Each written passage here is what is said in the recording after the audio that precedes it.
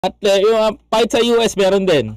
Pangatlo, kung talagang siya ay son of God, bakit hindi siya sumulpot at ipagtanggol ang kanyang sarili at humingi siya ng blessings mula sa God na siya ay pakawalan at siya ay mawalan ng mawala lahat ng kanyang kaso. No, attorney, son of God siya?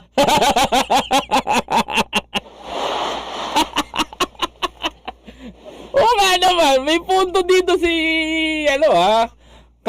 si Canoli de Castro naman, number one na nakita ko, if he is the true son of God, mga kababayan ko, ang sasabihin niya dito, pwede naman siya, kung talagang kiniklaim niya na ang Diyos Ama ay appointed son nga daw siya, siya ang bagong Kristo sa henerasyon, mga kababayan.